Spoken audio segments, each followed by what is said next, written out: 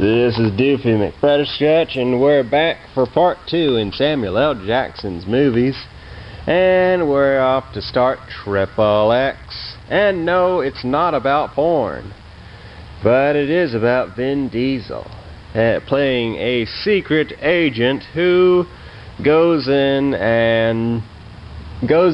a trippy nightclub, beats up some European guy, and saves the day. I think the most memorable thing about this film is two things that actually never even happened in it. One, the reference to porn, Triple X, and the fact that Vin Diesel did not reprise his role and was replaced by Ice Cube. He decided to do The Pacifier instead, which wasn't a horrible movie, but he turned down Triple X 2, and he turned down Too Fast, Too Furious. It looks like the Fast and Furious series survived, but Triple X certainly didn't. I don't know why they came up with the name Triple X. You might as well called it Big Boobs. See if that works. I don't know how they thought it was going to work out, but it didn't. But it was a pretty cool movie nonetheless, and the soundtrack was trippin'. Anyway, Unbreakable. Now, Samuel L. Jackson has a much bigger role in this one. He's actually a villain, and Bruce Willis is the hero. Bruce Willis is unbreakable, and Samuel L. Jackson is very breakable. He falls down a flight of stairs and breaks every bone in his body. Bruce Willis is in a big train crash and everybody dies but him, and Bruce Willis doesn't have a scratch on him. And he can apparently bench press infinity. So it's a pretty different film.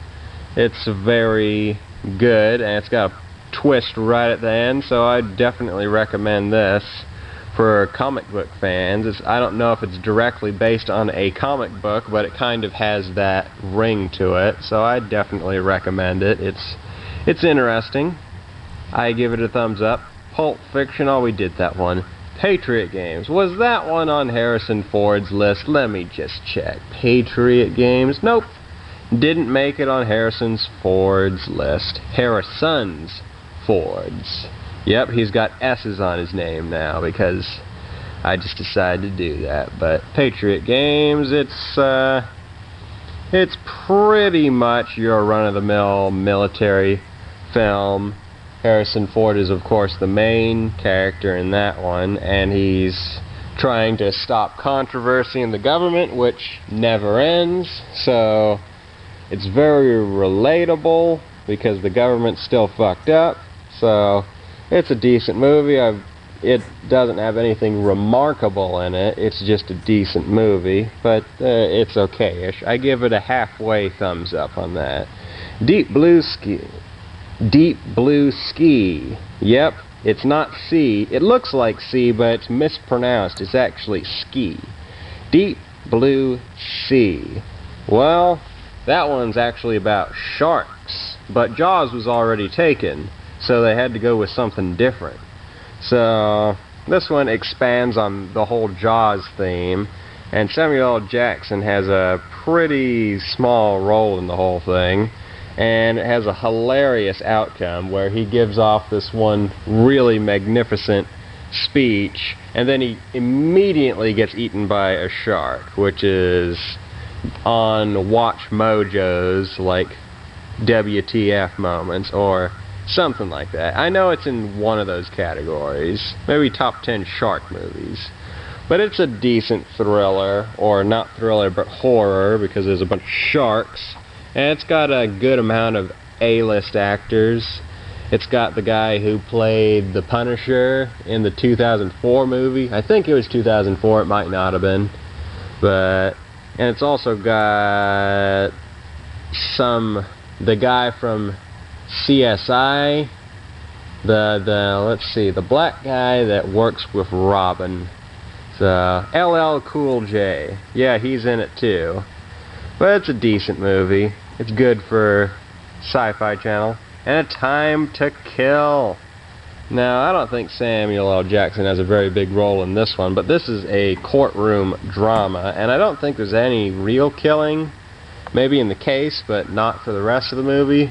Kevin Spacey is the main villain. He's the attorney that is on the opposite side of the podium, and he's trying to screw everyone over. And Sandra Bullock is also in this movie, and so is that one guy, Matthew McConaughey. He's the main character of this whole movie, and this is before his career got really good. This is when he was still doing those romance films with J-Lo and stuff. So he's trying to do a serious role here, but it doesn't really work out.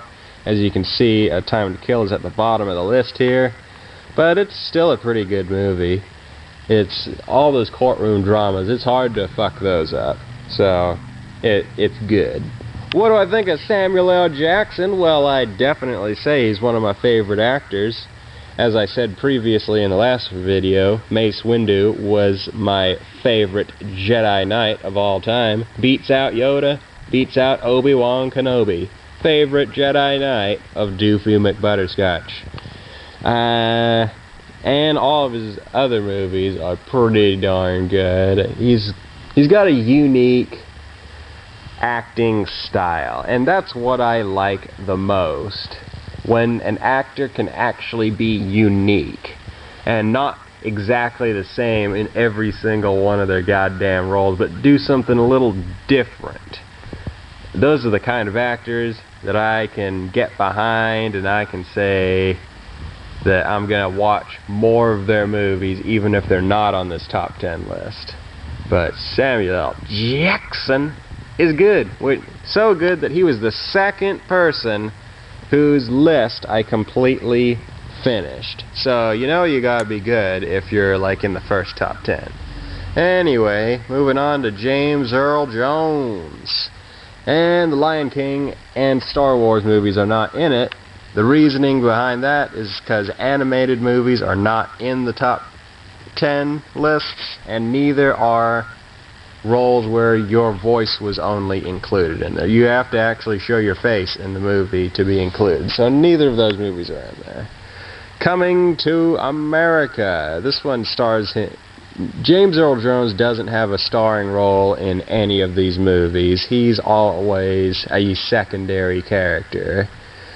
And Eddie Murphy's the main character of Coming to America. It's about Eddie Murphy being this one guy from Africa who is a prince, and he comes over to America and he expects to be treated like royalty and is surprised by a whole bunch of American customs. And it's one of those culture shock comedy movies. It's pretty good. I mean, it's before Eddie Murphy started to suck really bad, so I give it a thumbs up. I've given a lot of thumbs up, so I'm going to stop doing that because I'm going to be repeating myself too goddamn much. And I hate it when people repeat themselves, so I am doing what I hate the most. Clear and Present Danger. Also, Harrison Ford is in that movie. It's sort of like Patriot Games, which is all down there. And James Earl Jones plays the same character in all three of them. Admiral James Greer.